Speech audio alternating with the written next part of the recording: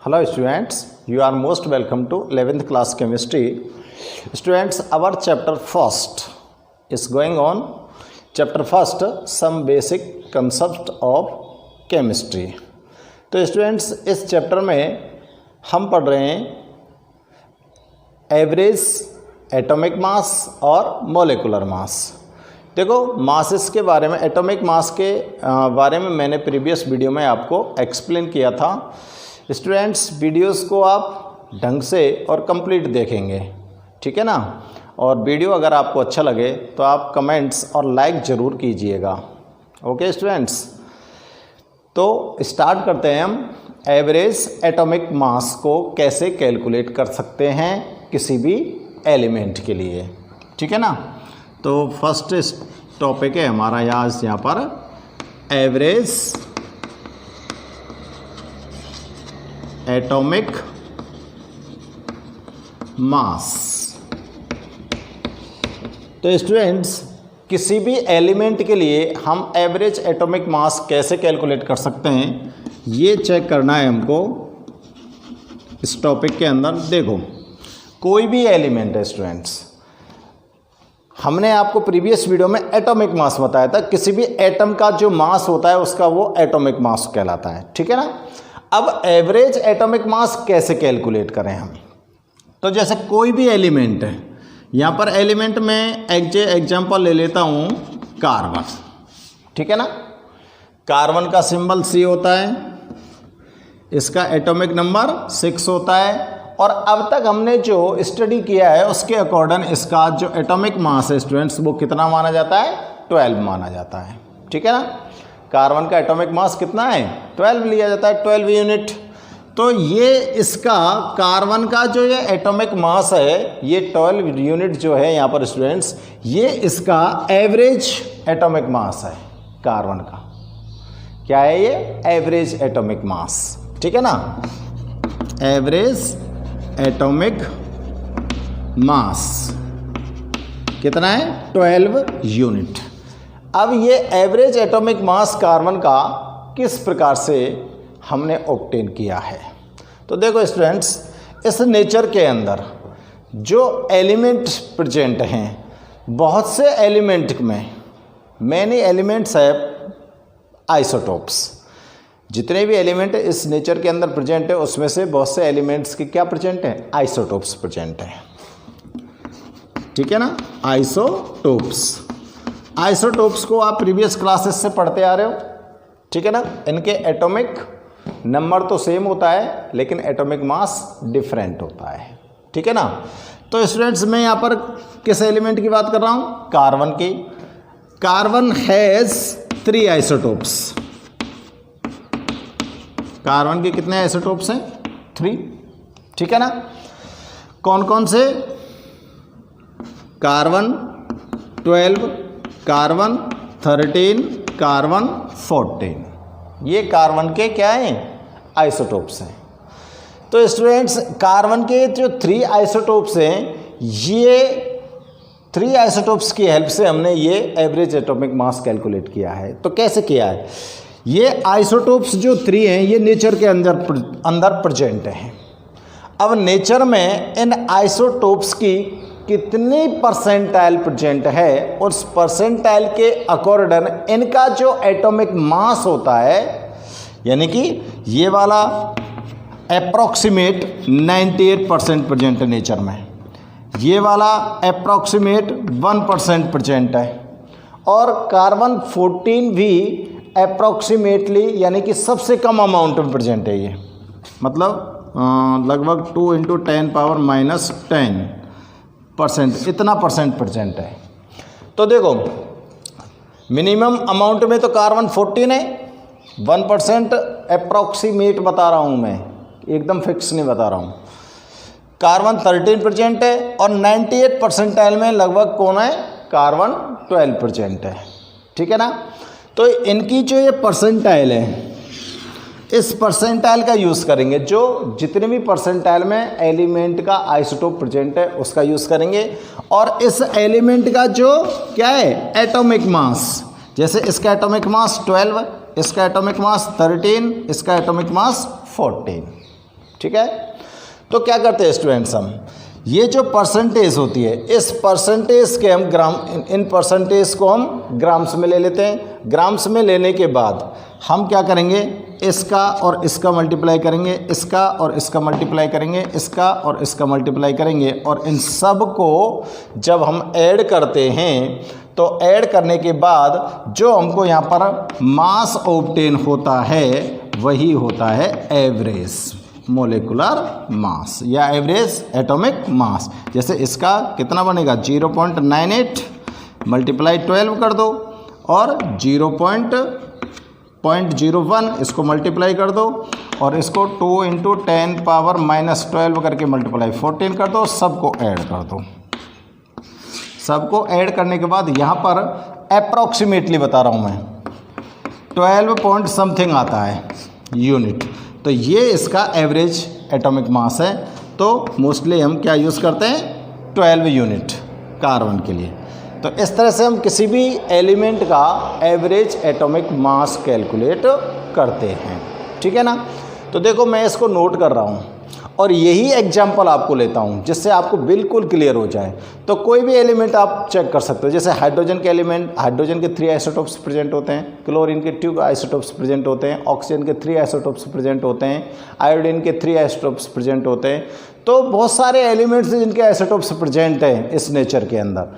उन सभी आइसोटोप्स के जो परसेंटाइल नेचर के अंदर है, उस परसेंटाइल का और उनके एटॉमिक मास का मल्टीप्लाई करके सभी आइसोटोप्स के को सम कर देंगे, ऐड कर देंगे। ऐड करने के बाद जो भी आपके पास वैल्यू आएगी वही उसका एवरेज एटॉमिक मास होता है, इसलिए बोलते हैं इसको एवरेज एटॉमिक मास, ठीक है ना। क्लियर है? चलो स्टार्ट करते हैं एवरेज एटॉमिक मास को। तो स्टार्ट करते हैं स्टूडेंट्स, इसको मैं थोड़ा सा नोट कर दे रहा हूँ जिससे आपको ध्यान में रहे। देखो, many naturally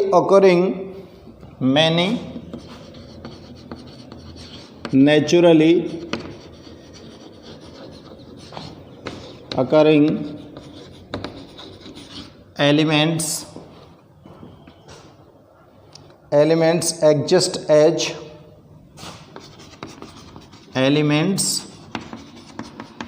exist as more than one isotopes, यानी कि बहुत सारे एलिमेंट ऐसे हैं जो नेचुरली जिनके एक से अधिक क्या पाए जाते हैं आइसोटोप्स प्रेजेंट होते हैं, ठीक है ना। when we take into account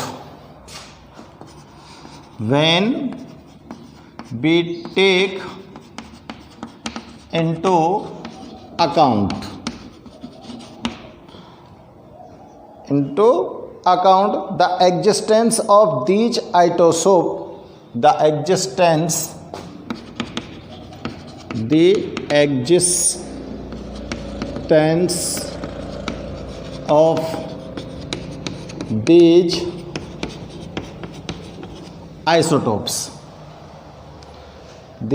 isotopes and their relative evidence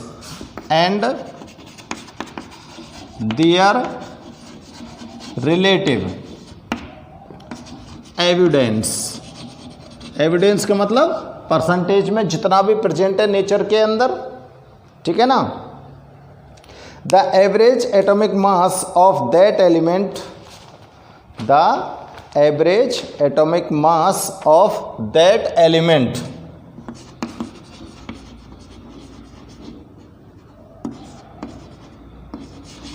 atomic mass of that element, उस एलिमेंट का जो एवरेज एटॉमिक मास है कैन बी कंप्यूटेड, आप पता लगा सकते हो, ठीक है ना। Can be computed. अब देखो एग्जाम्पल लेते हैं।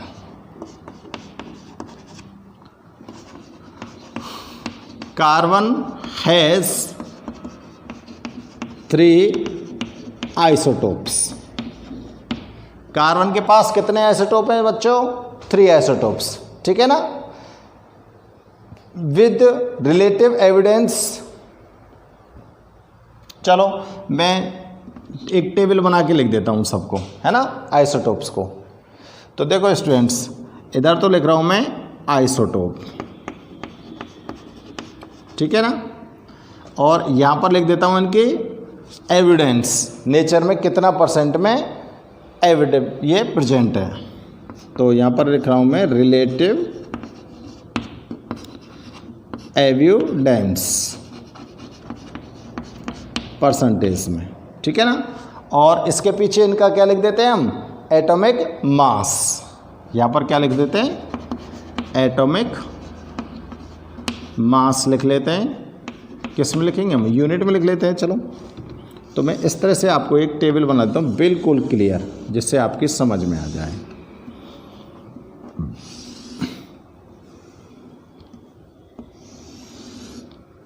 ठीक है, एकदम क्लियर हो जाएगा बच्चों आपको एटॉमिक, हमने एवरेज एटॉमिक मास को कैसे कैलकुलेट किया है। तो देखो, ये कार्बन आइसोटोप्स के लिए मैंने टेबल को अरेंज किया है। पहला आइसोटोप ले रहा हूँ मैं 12C, यानी कि कार्बन 12 जिसको बोलते हैं आप, कार्बन 12 जिसको हम बोल सकते हैं।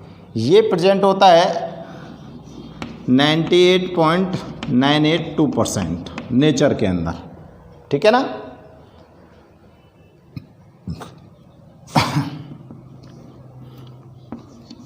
और इसका जो एटॉमिक मास होता है वो कितना बताया था मैंने? 12, अप्रॉक्सीमेटली ले लेते हैं 12 यूनिट, क्योंकि पॉइंट्स मिलेंगे तो मल्टीप्लाई करने में दिक्कत आएगी। अब 13 कार्बन 13, ये कितने परसेंटाइल में प्रेजेंट होता है नेचर के अंदर स्टूडेंट्स? ये होता है 1.108% में। और इसका एटॉमिक मास ले लेते हैं हम 13 यूनिट, ठीक है ना, सीधे सीधे ले रहा हूँ मैं। और 14 कार्बन, ये नेचर के अंदर प्रेजेंट होता है 10⁻⁻10% में। इतना बहुत कम होता है मतलब ये, ठीक है ना।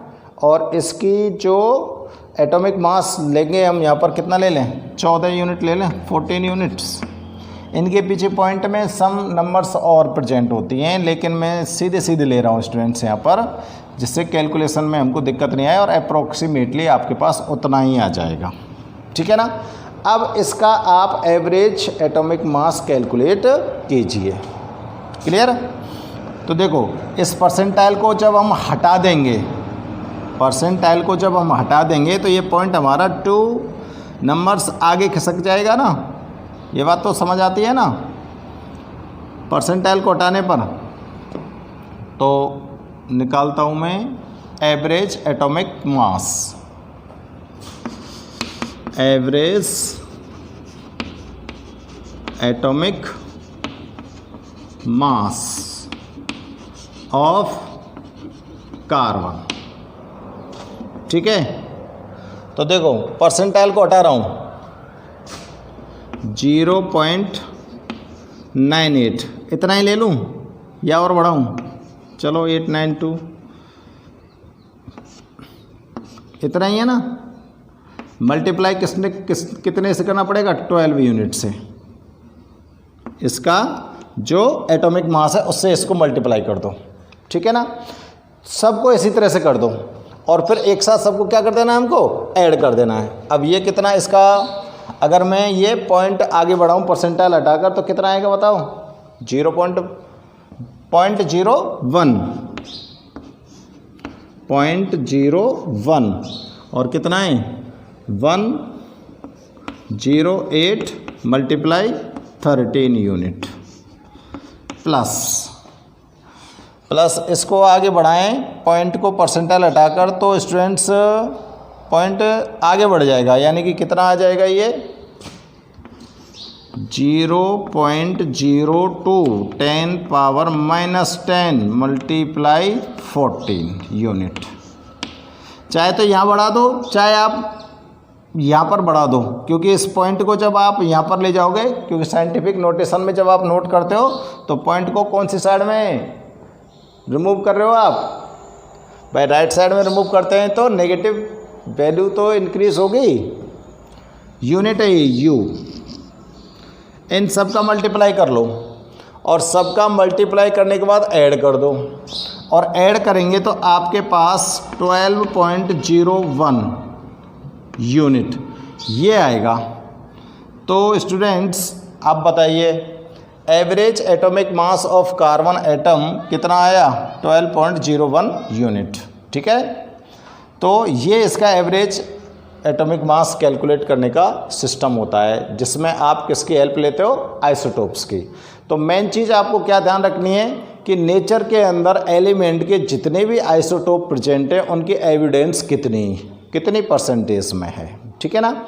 अगर उनकी एविडेंस का हमको परसेंटाइल पता है तो हम उस परसेंटाइल का मल्टीप्लाई करेंगे उसी आइसोटोप के एटॉमिक मास के साथ।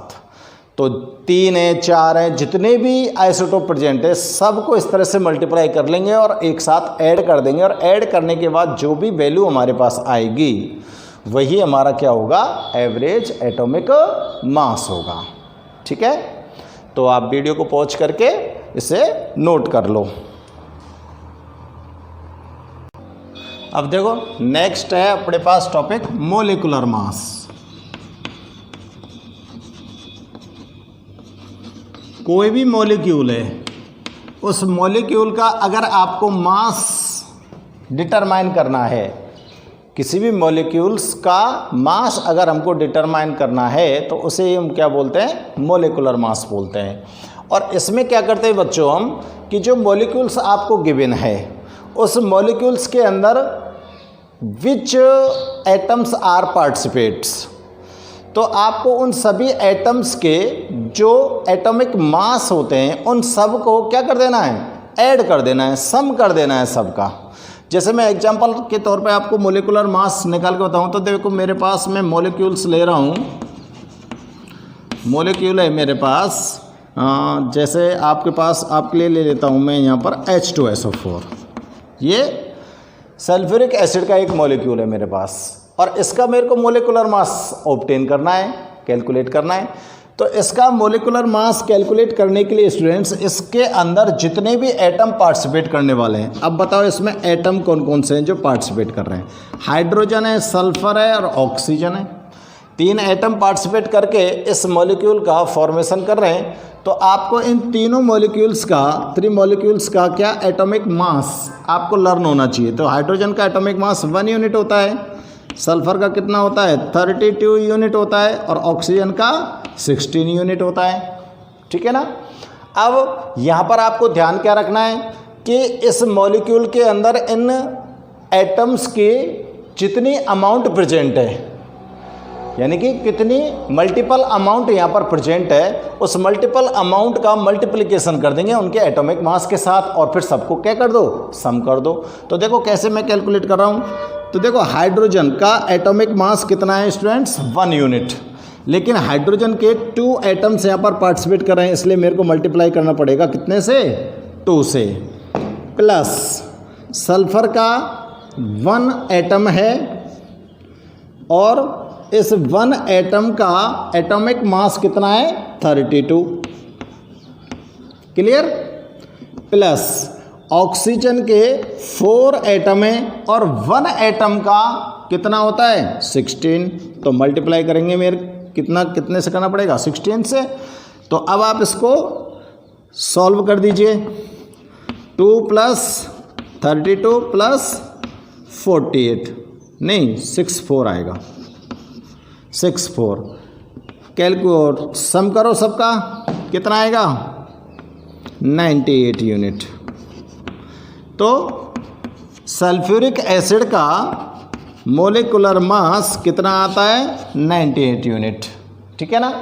तो तो एटॉमिक मास मैंने इसीलिए आपको कुछ एलिमेंट्स के नोट करवाए थे कि वो एटॉमिक मास अगर एलिमेंट्स के यानी कि एटम्स के हमको अगर लर्न है तो हम किसी भी मॉलिक्यूल का क्या निकाल सकते हैं, मोलिकुलर मास ऑब्टेन कर सकते हैं। तो this is the molecular mass of sulphuric acid. आप और कोई भी एग्जांपल ले लो, जैसे यहाँ पर मैंने ले लिया KNO3 पोटेशियम नाइट्रेट। अब इस KNO3 के अंदर पार्टिसिपेट करने वाले जो एलिमेंट स्टूडेंट्स या एटम्स हैं वो कौन कौन से हैं, पोटेशियम है, नाइट्रोजन है, ऑक्सीजन है। पोटेशियम का एटॉमिक मास कितना होता है 39, नाइट्रोजन का कितना होता है 14 और ऑक्सीजन का 16। ठीक है, अब आप यहाँ पर चेक कीजिए, पोटेशियम का 1 एटम यहाँ पर पार्टिसिपेट कर रहा है तो 1 मल्टीप्लाई 39 प्लस नाइट्रोजन का 1 एटम पार्टिसिपेट कर रहा है तो 1 इंटू 14 प्लस ऑक्सीजन के 3 एटम पार्टिसिपेट कर रहे हैं तो इससे 3 से मल्टीप्लाई कर दो, कितना आएगा 39 प्लस 14 प्लस 48, सबको ऐड कर दो, कितना हो गया 8 4 12, 12 और 9 कितने हो गए 21, 2 6 7 और 7 101 यूनिट। क्लियर है ना। KNO3 का मोलिकुलर मास कितना आ गया 101 यूनिट, 101। ओके भैया, तो इस तरह से आप किसी भी मॉलिक्यूल का मोलिकुलर मास भी फाइंड कर सकते हो। ठीक है, तो चलो मैं इसको नोट कर देता हूं और आपको कुछ न्यू एग्जांपल्स और दे देंगे। ठीक है ना। तो देखो, molecular mass is the sum of molecular mass is the sum of atomic masses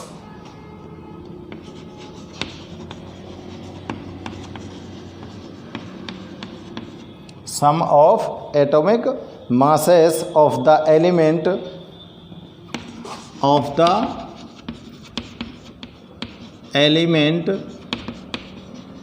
present in a molecule। Molecule के अंदर जितने भी एलिमेंट प्रेजेंट हैं उन सभी एलिमेंट्स के एटॉमिक मास का सम कर दोगे तो वही क्या कहलाएगा, मोलिकुलर मास कहलाएगा। ठीक है ना। It is obtained by multiplying, it is obtained by multiplying, किससे मल्टीप्लाई करना पड़ेगा बताओ, multiplying the atomic mass of each element, the atomic mass of each element, प्रत्येक एटम का एलिमेंट का atomic mass by the number of its atom, by the number of its atom. Atom का क्या लिया है आपने, एटॉमिक मास, और उसको मल्टीप्लाई कर दिया किसके साथ, एटम की नंबर के साथ। ठीक है ना। एंड एडिंग देम टुगेदर, और उसके बाद क्या कर देंगे, सबको जोड़ देंगे। And adding them together.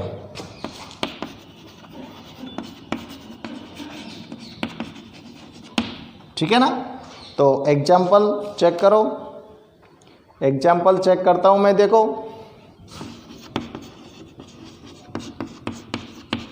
Example अब आपको मैं ले रहा हूं यहां पर कैल्शियम कार्बोनेट का। ठीक है ना। कैल्शियम कार्बोनेट का मोलिकुलर मास ज्ञात करना है, आपको निकालना है। तो देखो स्टूडेंट्स, इसमें पार्टिसिपेट करने वाला एलिमेंट है कैल्शियम, जिसका होता है 14 यूनिट। एक कार्बन है जिसका मानते हो आप 12 यूनिट, और एक ऑक्सीजन जिसका मानते हो आप 16 यूनिट। क्लियर है। अब आप कैलकुलेट कीजिए। CaCO3 इक्वल टू कैल्शियम का 1 एटम है मल्टीप्लाई 14 प्लस कार्बन का 1 एटम है मल्टीप्लाई 12 प्लस ऑक्सीजन के 3 एटम है मल्टीप्लाई 16। तो 40 प्लस 12 प्लस 48 कितना आ गया 100 unit. Molecular mass of calcium carbonate obtained is 100 unit. ठीक है भाई, चलो और एग्जाम्पल लो। इसको 1 नंबर डाल देता हूँ, यहाँ पर मैं 2 नंबर डाल देता हूँ। और एग्जाम्पल है आपके पास ग्लूकोज का, ठीक है ना। ग्लूकोज का फॉर्मूला C12H22O11। ग्लूकोज यानी कि शुगर कह सकता हूँ मैं इसको भाई। ग्लूकोज तो C6H12 हो सकता है, चलो शुगर लिख देता हूँ मैं इसको, ग्लूकोज नहीं, शुगर लिख देता हूँ, ठीक है ना। शुगर का निकाल लो भाई। तो शुगर का निकालेंगे तो देखो इसमें पार्टिसिपेट करने वाले जो एलिमेंट है वो कौन से हैं। कार्बन, कार्बन का 12 यूनिट, हाइड्रोजन का 1 यूनिट, ऑक्सीजन का 16 यूनिट। ठीक है भाई। ग्लूकोज का तुम लोग खुद से निकाल के देख लेना जब इसका निकल जाए। तो देखो शुगर का निकालो, 12 एटम है कार्बन के यहाँ पर पार्टिसिपेट करने वाले, और 12 ही इसका एटॉमिक मास होता है, प्लस हाइड्रोजन के 22 हैं, एटॉमिक मास 1, प्लस ऑक्सीजन के 11 है, एटॉमिक मास 16। ठीक है ना। तो देखो 144 आ गया इसका, तो 22 इसका कितना आ गया 176। ठीक है ना, इतना ही आएगा ना। सबको ऐड करो तो कितना आया 6 और 6 12, 6 और 6 कितना हो गया 12। ऐड करो तो भाई 12, ये हो गए 8 10, तो 6 और 6 12, 2 1 8 10 14 और 1 और 342 यूनिट। ये शुगर का मोलिकुलर मास आ गया। ठीक है ना। कोई भी मॉलिक्यूल्स आप चाहो तो ले सकते हो, जैसे ग्लूकोज का अगर निकालना चाहो तो चलो ग्लूकोज का बता देता हूँ आपको, C6H12O6। ठीक है ना। तो देखो 6 कार्बन के 12 plus 1 into 12 into 1 plus 6 into 16। ठीक है ना। ये हो गया 72, 12 और ये हो गया 96। तो टोटल लगाओ 0 है ना, और 10 18 180 यूनिट। ये ग्लूकोज का आ गया यूनिट। क्लियर है भाई। और भी निकाल सकते हो, चाहो जितने भी निकाल लो, कोई भी आप यहाँ पर मॉलिक्यूल ले सकते हो। और देखो कई बार आपको एक चीज़ और मिलती है, फॉर्मूला मास। फॉर्मूला मास क्या होता है, कोई भी कंपाउंड का फॉर्मूला होता है, किसी भी कंपाउंड का फॉर्मूला होगा आपके लिए, और उस फॉर्मूले के अंदर जो पार्टिसिपेट करने वाले एलिमेंट होते हैं उन सभी एलिमेंट्स की नंबर को मल्टीप्लाई कर दो उनके एटॉमिक मास के साथ और सबका सम कर दो। बिल्कुल सेम टू सेम यही सिस्टम होता है, वो उसका फॉर्मूला मास होता है। जैसे फॉर्मूला मास निकाल के बताऊं मैं आपको NaCl का, तो NaCl का फॉर्मूला मास किस तरह से निकालोगे, सोडियम जो होता है उसका मोलिकुलर एटॉमिक मास 23 होता है, प्लस क्लोरीन का 35.5 होता है। तो इसका फॉर्मूला मास कितना हो जाएगा बताओ बच्चों, ये हो गया 58.5 यूनिट। ठीक है ना। तो ये सिस्टम है बिल्कुल, इसको फॉर्मूला मास भी बोल सकते हैं। कोई भी फॉर्मूला आपको दिया जा सकता है, गिवन फॉर्मूला हो सकता है, उस फॉर्मूले का आप मास निकाल सकते हो। तो I hope that you will be explained it very well students. और आज के इस वीडियो में आपको एक्सप्लेन किए गए एवरेज एटॉमिक मास और मोलिकुलर मास, इन सभी को आप कोई भी एग्जाम्पल लीजिए, और अगर आप उस एग्जाम्पल लेने के बाद किसी का molecular mass, atomic mass, average mass नहीं निकाल पाते हो तो स्टूडेंट्स आप कमेंट्स करके हमसे उसका आंसर जान सकते हो। Okay students, good bye.